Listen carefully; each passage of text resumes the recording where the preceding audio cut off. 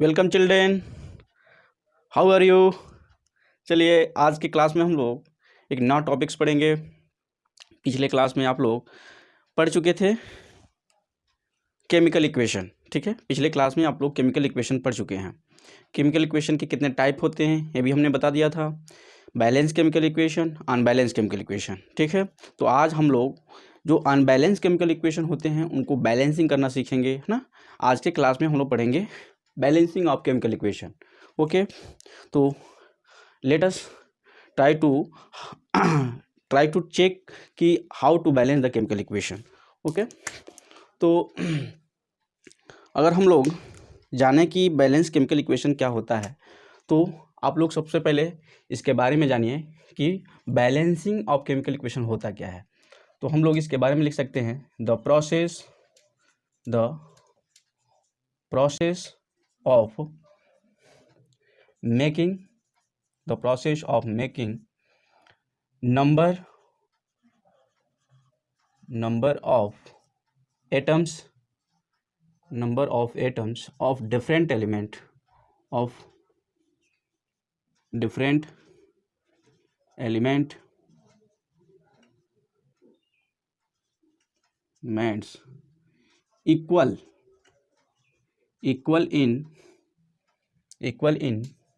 both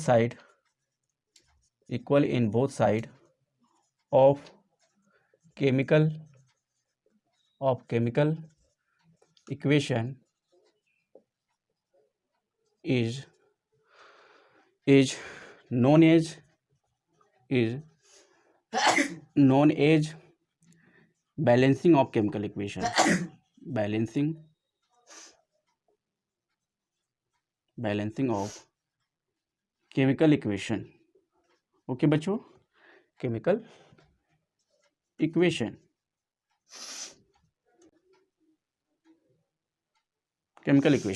okay. हमने क्या कहा, the process of making number of atoms of different elements equal in the both side of a chemical equation is known as a balancing of chemical equation.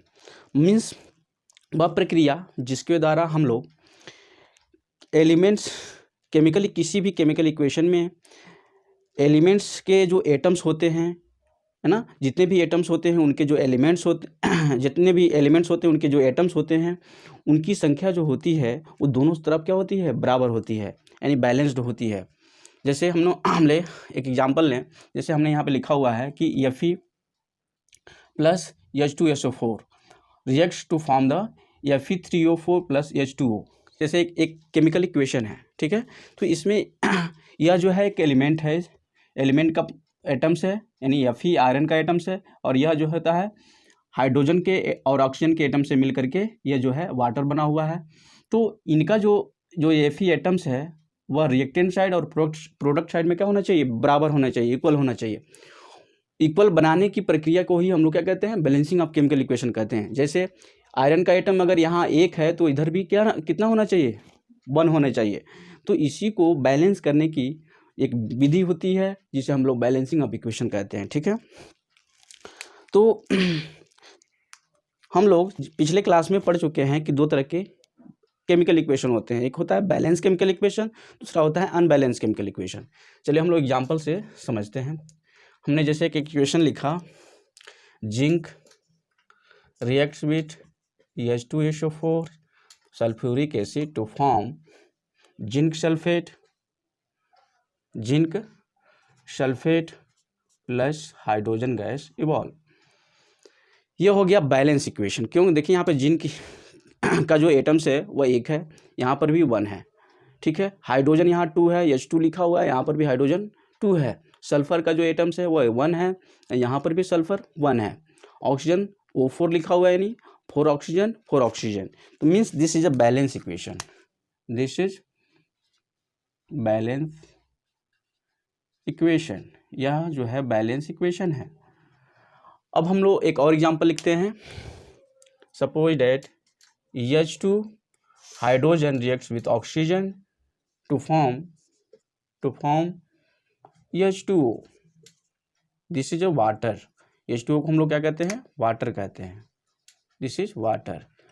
और हम लोग इसको check करेंगे। यहाँ पे हाइड्रोजन कितना है, H2 2 है, यहाँ पर भी हाइड्रोजन H2 2 है, ऑक्सीजन यहाँ पे रिएक्टेंट साइड में 2 है, यहाँ पे ऑक्सीजन 1 है। मीन्स ये बैलेंस नहीं है, हाइड्रोजन की ऑक्सीजन की जो एटम्स है वह बैलेंस नहीं है, तो हम लोग इसको बोल सकते हैं कि it is unbalance chemical equation. Okay बच्चों, तो हम लोग अनबैलेंस केमिकल इक्वेशन को ही क्या करते हैं, बैलेंस करते हैं। वाई, ये क्वेश्चन उठ सकता है कि सर वाई, हम लोग क्यों बैलेंस करते हैं। एक क्वेश्चन बन सकता है यहाँ पे कि why we balance the chemical equation, why do we balance the unbalanced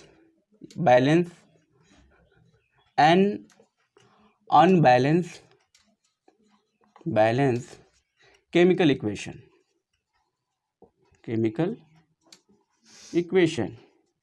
okay, ये क्वेश्चन बन सकता है कि why do we balance and unbalance chemical equation, हम लोग एक अनबैलेंस केमिकल इक्वेशन को बैलेंस क्यों करते हैं, why do we balance. Okay, तो यहाँ पे इसका जवाब हम लोग ऐसे छोड़ सकते थे। यहाँ पे जैसे अनबैलेंस केमिकल इक्वेशन, जैसे हमने हाइड्रोजन का रिएक्शन ऑक्सीजन से करा दिया, हाइड्रोजन का फार्मूला होता ही है H2, ऑक्सीजन का O2, और हम लोग H2O वाटर को कहते ही हैं, लिखा हुआ है।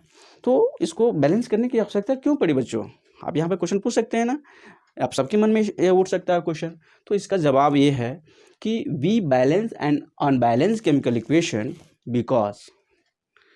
because unbalanced chemical equation are not follow a rule of chemistry।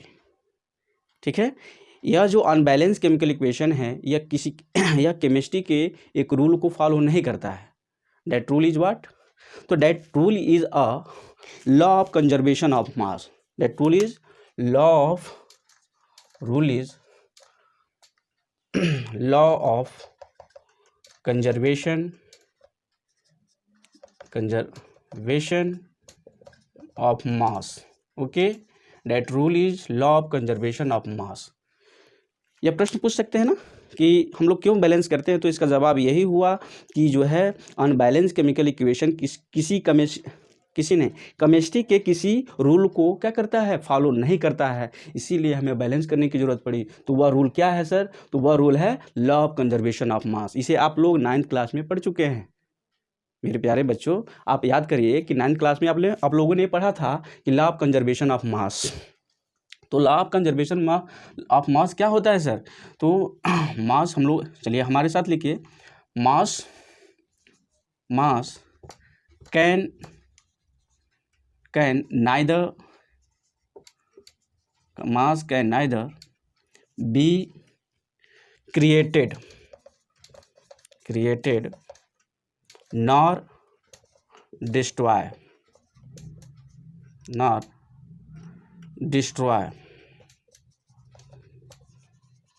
okay, not destroy in any chemical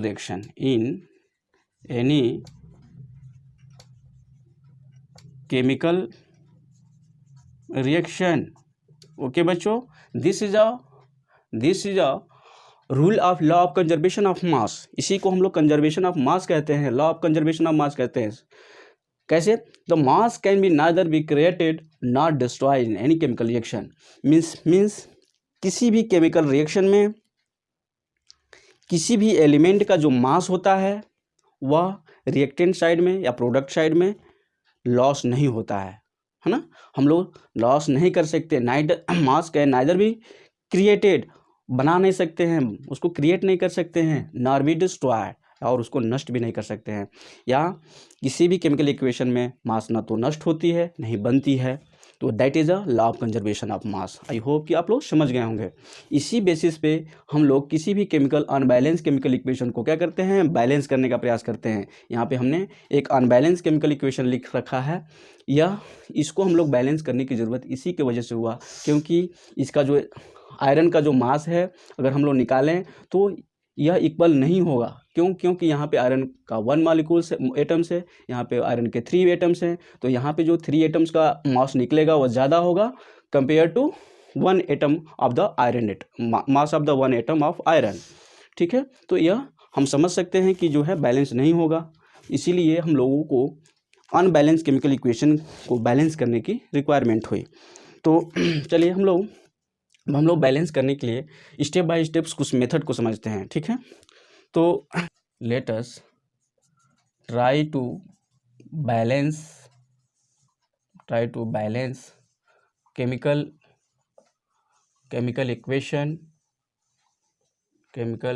equation by follow some steps of heat and trial method. Some steps of heat and trial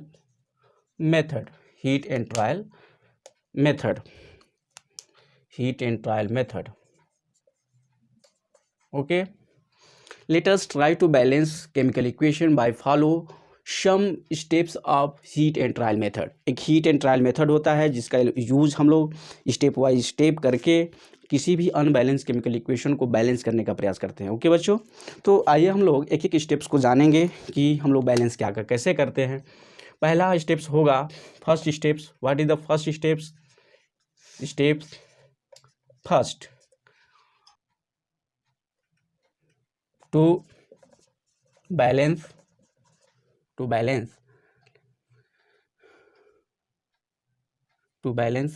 chemical equation,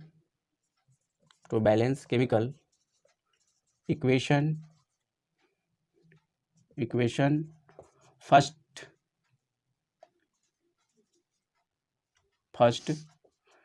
draw a boxes. First draw boxes around the formula of chemical equation of unbalanced chemical equation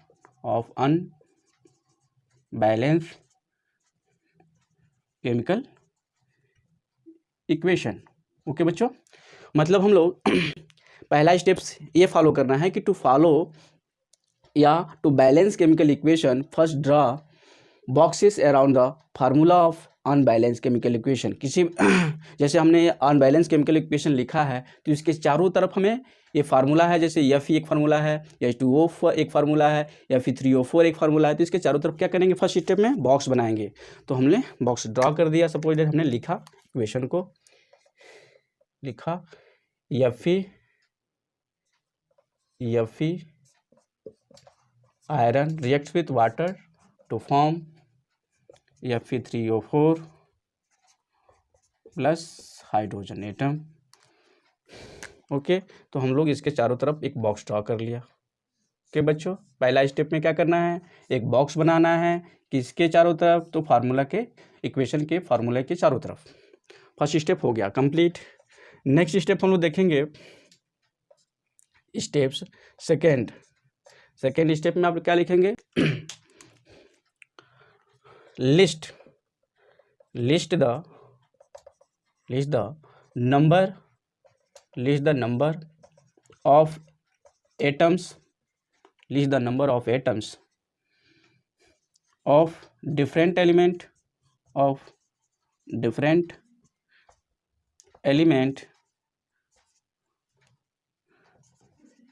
different elements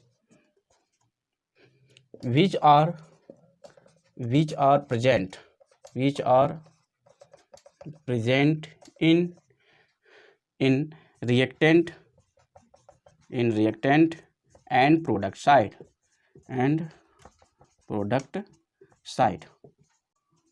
okay, यानी ये chemical reaction है।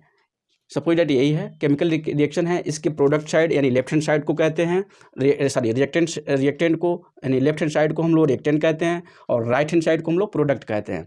तो reactant और product side में जो number of atoms है उनकी क्या करनी है, हमें लिस्ट बनानी है। तो लिस्ट हम लोग बना लेते हैं। चलिए हम लोग ये लिस्ट यहाँ बनाएंगे। देखिए इसमें पहला एटम कौन है, Fe है, हमने Fe लिख दिया। दूसरा एटम क्या है, हाइड्रोजन है। और तीसरा एटम जो है ऑक्सीजन है। तीन एटम्स हैं, सॉरी तीन एलिमेंट हैं और तीन एलिमेंट हैं, इनके जो एटम्स हैं अब हम लोग काउंट करेंगे। फर्स्ट आयरन के जो एटम्स हैं लेफ्ट हैंड साइड में कितने हैं, 1, तो हमने 1 लिख दिया, यहाँ पे 1 हो गया। ओके, हाइड्रोजन के एटम लेफ्ट हैंड साइड में 2 है, तो हमने 2 लिख दिया। और ऑक्सीजन के लेफ्ट हैंड साइड में जो ऑक्सीजन का एटम है वो कितना है, तो 1 है, हमने 1 लिख दिया। ओके, हमने लिस्टिंग कर रहे हैं हम लोग बच्चों। सेकेंड यानी प्रोडक्ट साइड में देखेंगे, आयरन के कितने एटम्स हैं, तो 3 है, 3 हमने लिखा। ऑक्सीजन के कितने एटम्स हैं, पहले हाइड्रोजन को चेक करते हैं। हाइड्रोजन के 2 एटम्स और ऑक्सीजन के 4 एटम्स। ओके, तो हम लोगों ने देखा, लिस्टिंग कर लिया यहाँ पे कि आयरन के प्रोडक्ट साइड में 1, रिएक्टेंट साइड में 1, प्रोडक्ट साइड में 3, हाइड्रोजन के 2 और ऑक्सीजन के 1 और 4। ओके, तो हम लोग लिस्टिंग कर लिया, या इसके सामने आप चाहें तो लिस्ट बना करके लिख सकते हैं ऐसे। ये हो गया फर्स्ट यानी सेकेंड स्टेप हो गया। हम लोग लिस्टिंग करेंगे सेकेंड स्टेप में। थर्ड स्टेप थर्ड लिखिए बच्चों, यह जो है लंबा हो जाएगा वीडियो, इसके वजह से हम लोग हर बातों को नहीं लिख सकते हैं, हम उन्हीं बातों को लिखेंगे जो हमारे लिए इम्पोर्टेंट है। आप लोग डिटेल में बुक से पढ़ सकते हैं। नेक्स्ट चलिए, नेक्स्ट जो स्टेप होगा, select the maximum, select the element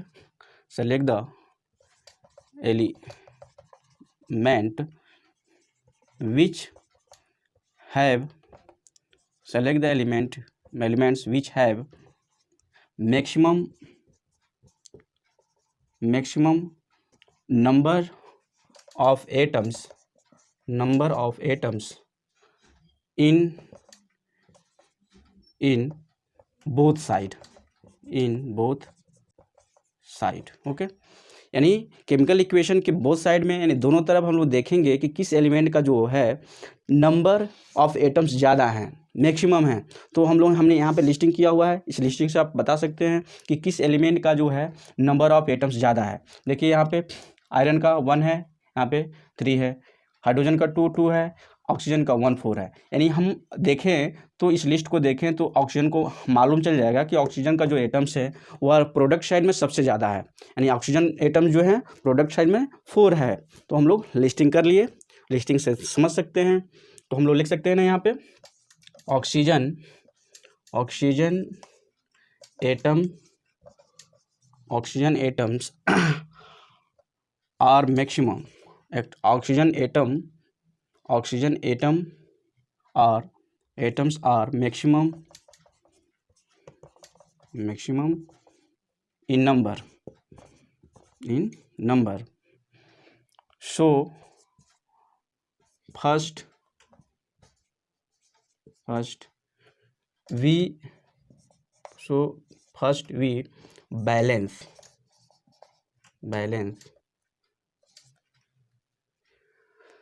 balance chemical equation.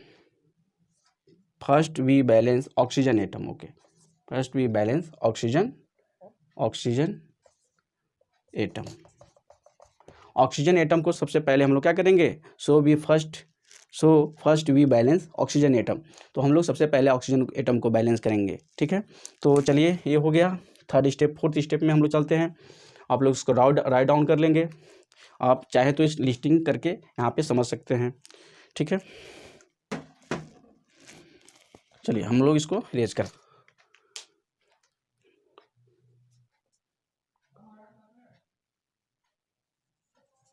let us try to balance oxygen atom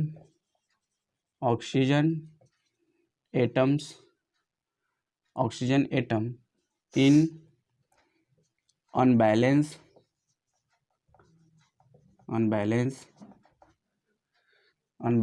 chemical equation. Okay, unbalance chemical equation में हम लोग क्या करेंगे, फोर्थ स्टेप में हम लोग अनबैलेंस केमिकल इक्वेशन में ऑक्सीजन एटम को बैलेंस करेंगे। ओके बच्चों, तो देखिए यहाँ पे ऑक्सीजन के एटम यहाँ पे 4 है, यहाँ पे 1 है, तो 4 जो ऑक्सीजन एटम है इस बैलेंस करने के लिए हमें यहाँ पर भी 4 एटम चाहिए। तो हम अगर हम इसमें 4 से मल्टीप्लाई कर दें तो क्या हो जाएगा, यह बैलेंस हो जाएगा। ठीक है, तो हम लोग क्या करेंगे, यहाँ पे ऑक्सीजन लेफ्ट हैंड साइड में यानी लेफ्ट हैंड साइड में ऑक्सीजन 1 दिख रहा है, तो यहाँ पे हम लोग 4 से मल्टीप्लाई कर देंगे। हमने 4 से सपोज डेट कि हमने यहाँ पे 4 से मल्टीप्लाई कर दिया, हमने यहाँ पे 4 से मल्टीप्लाई कर दिया। तो कैसा बनेगा इक्वेशन, ऐसा कुछ होगा, ऐसे ही होगा इक्वेशन जो होगा वह Fe3 plus H2O reacts to form Fe3O4 plus H2O। इसके चारों तरफ बॉक्स बनाएंगे, बॉक्स हमने बना रखा है पहले से ही, एग्जाम्पल के तौर पे हम लोग समझाने के लिए यहाँ पे बना रखा है। तो हम लोग यहाँ पे क्या करेंगे, 4 से मल्टीप्लाई कर देंगे, तो हो गया बैलेंस। देखिए 4 1 जा 4, यहाँ पे 1 है, सपोज दैट यहाँ पे कुछ नहीं होता है तो 1 माना जाता है, यानी 4 1 जा 4, यहाँ पे 4 ऑक्सीजन के एटम हो गया, 4 2 जा 8, हाइड्रोजन के कितने एटम हो गए, 8 हो गए। यहाँ पे 4 ऑक्सीजन के एटम है, हमें सिर्फ ऑक्सीजन एटम पे ध्यान देना है, ऑक्सीजन एटम यहाँ पे बैलेंस हो चुका। अब हम लोग नेक्स्ट स्टेप में चलेंगे। नेक्स्ट स्टेप क्या है, step number 5। Next step number 5। Okay, तो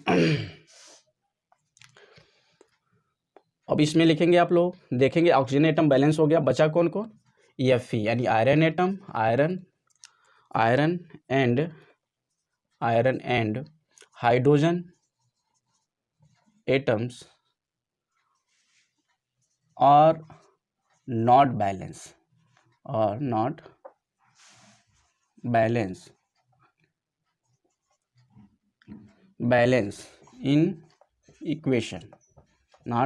in equation, so firstly we balance hydrogen atom. Okay, hydrogen atom. तो हम लोग क्या करेंगे, इसमें आयरन और हाइड्रोजन के एटम बैलेंस नहीं है, इसलिए हम लोग क्या करेंगे, सबसे पहले हाइड्रोजन एटम को बैलेंस करने का प्रयास करेंगे। अब चेक करिए हाइड्रोजन के एटम कितने हैं, यहाँ पे रिएक्टेंट साइड में हाइड्रोजन के एटम 4 2 जा 8 है, यहाँ पे 4 2 जा 8 है। चलिए हम लोग यहाँ पे एक बार हम लोग इसको इरेज करके यहाँ समझ लेते हैं, इसको इरेज करते हैं। हाइड्रोजन के एटम हम लोग चेक करें रिएक्टेंट साइड में तो कितने हैं, तो H2O यहाँ पे मल्टीप्लाई है 4 से, तो यहाँ पे 4 है, 4 2 जा 8, तो कितने हाइड्रोजन के एटम है, 8 है इधर। और इधर चेक करिए, यहाँ पे 2, तो इधर है 2। यहाँ पे जो नंबर ऑफ एटम्स हैं वो कितने हैं, 8 है, और यहाँ पे 2 है, तो यानी प्रोडक्ट साइड में कम है, तो इसलिए हम लोग अगर इसमें 4 से मल्टीप्लाई कर देते हैं तो यह बैलेंस हो जाएगा, 4 2 जा 8 हो जाएगा। तो चलिए हम लोग बैलेंस करते हैं, मल्टीप्लाई करते हैं। Fe plus H2O form Fe3O4 plus H2O H2। हमने हाइड्रोजन के एटम को बैलेंस करना है, तो हम लोग क्या करेंगे, रिएक्टिव प्रोडक्ट साइड में 2 से 4 से मल्टीप्लाई कर देंगे, है ना, 4 2 जा 8 हो जाएगा। इधर हाइड्रोजन के एटम कितने हैं, 4 2 जा 8 है, तो इस तरह से हम ये बैलेंस हो गया, हाइड्रोजन एटम इधर भी 8 इधर भी 8, इस तरह से ये बैलेंस हो गया।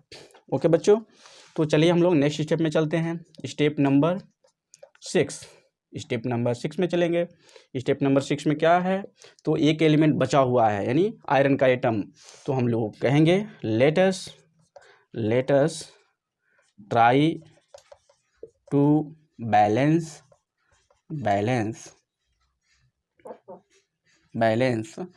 Iron atom in this step. इस स्टेप में हम लोग आयरन एटम को बैलेंस करने का प्रयास करेंगे। तो चलिए चेक करते हैं आयरन के एटम्स जो है कितने हैं, हम लोग इसी लिस्ट से समझ सकते हैं कि आयरन के एटम इस समय पार्शली, इसको बोलते हैं पार्शियली, ठीक है, partially balance equation, partially balance equation इसको बोलते हैं। क्यों बोलते हैं? क्योंकि यह पूरा अभी बैलेंस नहीं है। तो हम लोग आयरन के एटम को यहाँ पे लेते हैं। अब देखते हैं कि रिएक्टेंट साइड में कितने हैं। रिएक्टेंट साइड में देखिए आयरन का एटम 1 है, Fe जो है 1 है, और इधर प्रोडक्ट साइड में आयरन का एटम 3 है। ओके, तो अगर हम लोग इसमें 3 से मल्टीप्लाई कर दें तो यह जो है बैलेंस हो जाएगा, 3 इधर भी हो जाएगा, 3 इधर भी हो जाएगा। ओके बच्चों, तो चलिए हम लोग बैलेंस करके चेक करते हैं।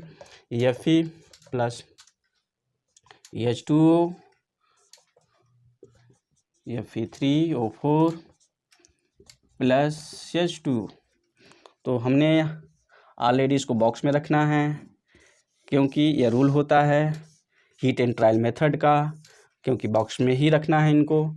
अच्छा चलिए, हम लोगों ने यहाँ पे 4 से मल्टीप्लाई किया था, इधर भी 4 से मल्टीप्लाई किया था। अब आयरन एटम को हमें बैलेंस करना है, तो हमें इधर 3 से मल्टीप्लाई करना होगा, रिएक्टेंट साइड में 3 से मल्टीप्लाई करना होगा, और यह हो गया बैलेंस केमिकल इक्वेशन। चेक कर लीजिए, यह हो गया आयरन के एटम 3, इधर भी 3, it is a balance iron atoms. Next step में चलेंगे बच्चों, तो हम इसको इरेज करेंगे, आप चाहें तो स्क्रीनशॉट ले सकते हैं। ओके, अब हम लोग बहुत ही करीब पहुंच गए हैं, सारा स्टेप जान चुके, कुछ स्टेप बचे हुए हैं, यानी 2 स्टेप्स और बचे हुए हैं, उसको हम लोग जान लेंगे, फिर बैलेंसिंग केमिकल इक्वेशन समाप्त हो जाएगा। तो स्टेप नंबर हम लोग किस में आ गए? Step number 6। स्टेप नंबर 6 में हम लोग पढ़ेंगे चेक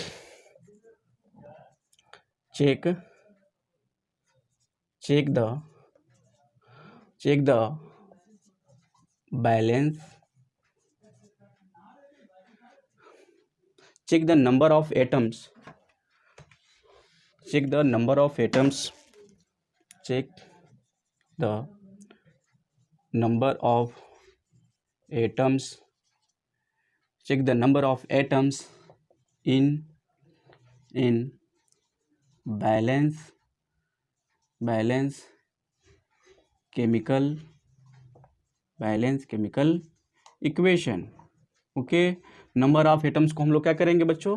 चेक करेंगे कि वह सारे एटम्स बैलेंस हैं कि नहीं हैं, ठीक है।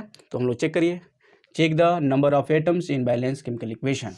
तो बैलेंस केमिकल इक्वेशन हमने सबसे पहले लिखना होगा, Fe यही था, Fe H2O reacts to form iron oxide plus hydrogen gas evolve. हम लोगों ने यहाँ पे 3 से मल्टीप्लाई किया था, यहाँ पे 4 से मल्टीप्लाई किया था, और यहाँ पे किसी नंबर से मल्टीप्लाई नहीं किया था, यहाँ पे हम लोगों ने 4 से मल्टीप्लाई किया था। ओके बच्चों, तो यह बैलेंस इक्वेशन था। अब हम लोग इसको चेक करेंगे कि यह बैलेंस है कि नहीं है। ओके बच्चों, चेक करने के लिए हमें कॉलम बनाने की ज़रूरत नहीं है, हम यही बना लेंगे। सबसे पहले आयरन एटम, फिर हाइड्रोजन एटम, फिर ऑक्सीजन एटम। चेक करिए, रिएक्टेंट साइड में आयरन के एटम कितने हैं? 3।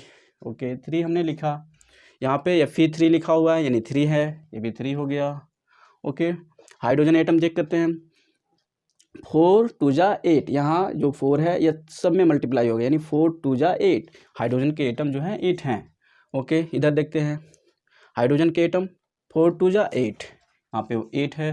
अब हम लोग देखते हैं ऑक्सीजन के एटम, और रिएक्टेंट साइड में ऑक्सीजन का जो एटम है वो 4 होगा, क्योंकि 4 से इसमें मल्टीप्लाई होगा, यानी 4। ऑक्सीजन का एटम 4, हियर आल्सो Fe3O4, यहाँ पे F4 लिखा हुआ है, O4 लिखा हुआ है, तो यानी 4 है। ऑक्सीजन का एटम भी 4 हो गया, हम लोग चेक कर लिए। तो this is 3 3, this is 8 8, this is 4 4, means number of atoms are equal in reactant side and product side of the elements. Okay बच्चों, बैलेंस हो गया। Okay, balance balance balance, this is a balance chemical equation. You can write that कि balance chemical, this is a balance chemical equation, this is a balance chemical equation. Okay बच्चों, अब हम लोगों ने balance कर लिया। नेक्स्ट लास्ट स्टेप हम लोग पढ़ेंगे, it is a very interesting step 7, heat and trial method का लास्ट स्टेप होगा। बहुत हम लोग करीब पहुंच गए, वीडियो लंबा हो रहा है, कोई बात नहीं, देखेंगे। चलिए, इसमें हम लोगों को क्या करना है, टू मेक, लिखिए हमारे साथ, to making chemical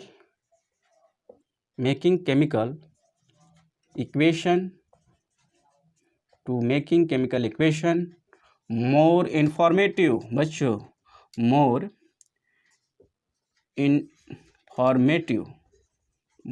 informative, okay. To making chemical equation more informative by three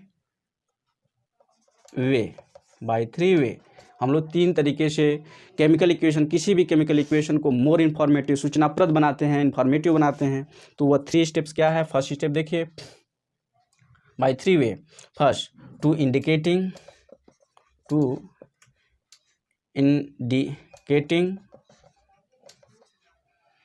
indicating physical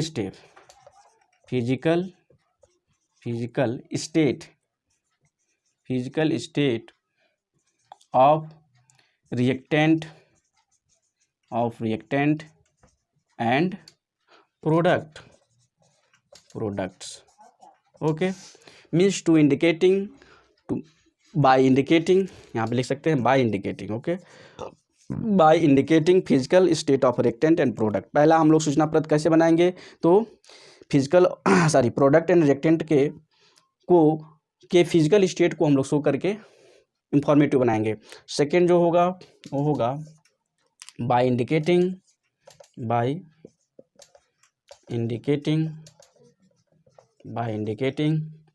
heat change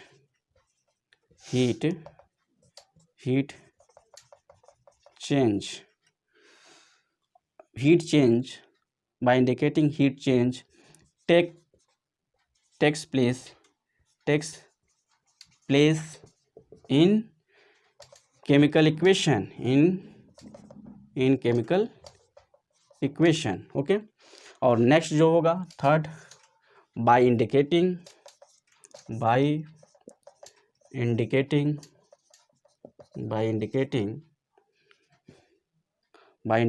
condition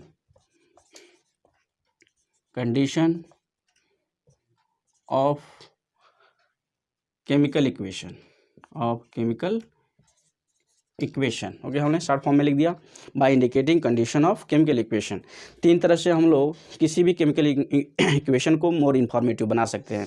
पहला फिजिकल स्टेट को शो करके, हीट चेंज को शो करके, कंडीशन ऑफ रिएक्शन को शो करके, ओके बच्चों। तो इसको राउट डाउन कर लीजिए, हम लोग 3 एग्जाम्पल लेके समझेंगे, फिर फिनिश हो जाएगा यह, ओके। 3 एग्जाम्पल लेंगे, बहुत आसान है, समझना आसान है, करना आसान है, पढ़ना आसान है, ओके। कुछ भी आसान, ऐसा कहें कि कुछ भी कठिन नहीं है, हमें चाहेंगे तो समझ जाएंगे। चलिए हम लोग एग्जाम्पल से समझते हैं कि केमिकल इक्वेशन को मोर इन्फॉर्मेटिव हम लोग कैसे बनाते हैं। पहला हम लोग यही इक्वेशन लेंगे, ओके। तो हमने इक्वेशन ले लिया, 3Fe + 4H2O reacts to form Fe3O4 + 4H2, okay. ये इक्वेशन हम लोगों ने बैलेंस किया था। तो यह जो होता है, जैसे आयरन है, इसका फिजिकल स्टेट हम लोग शो करेंगे, तो ये किस फॉर्म में होगा? सॉलिड फॉर्म में होगा। ये बच्चों आप लोग जानते होंगे कि हम लोग सॉलिड को हम लोग किससे डिनोट करते हैं? सॉलिड को एस से, सॉलिड को हम लोग एस से, लिक्विड को एल से, ठीक है, गैस को एस से, जी से शो करते हैं, और एक्वस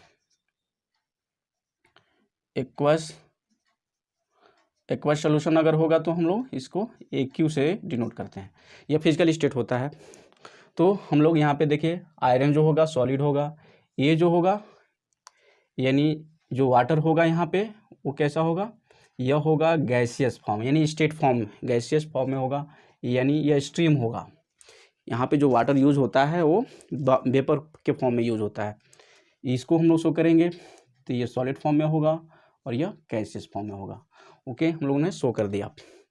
अब एक और एग्जांपल लेके समझते हैं, जैसे carbon monoxide reacts with 2H2O hydrogen to form methyl alcohol. Okay, तो मेथिल एल्कोहल जो बनता है, यह जो होता है यह जो होता है यह 340 एटमॉस्फेरिक प्रेशर पे ये रिएक्शन होती है, और इसमें जो है 300 डिग्री सेल्सियस टेम्परेचर रिक्वायरमेंट होती है। ओके बच्चों, तो हम लोगों ने कंडीशन भी शो कर दिया है, कंडीशन शो कर रहा है, हम लोग यहाँ फिजिकल स्टेट शो किया, यहाँ पे condition means carbon monoxide react with hydrogen at the atmospheric pressure 340 atmospheric pressure and 300 degree Celsius temperature to form the methyl alcohol. What is it is form the methyl alcohol. Okay, तो ये हो गया second. एक और example हम लोग ले लेते हैं और ये क्लियर हो जाएगा। इसे 6CO2 react with 12H2O to form C6H12O6 plus 6H2O plus 6O2। Okay, in the presence of, यहाँ पे हम लोग ले लेते हैं कंडीशन शो करते हैं, in the presence of sunlight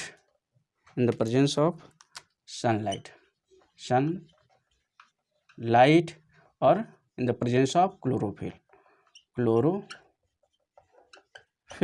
okay, यह जो होता है फोटोसिंथेसिस की प्रोसेस होती है। फोटोसिंथेसिस का एक रिएक्शन होता है, फोटोसिंथेसिस के अंदर जो रिएक्शन होती है सिंथेसिस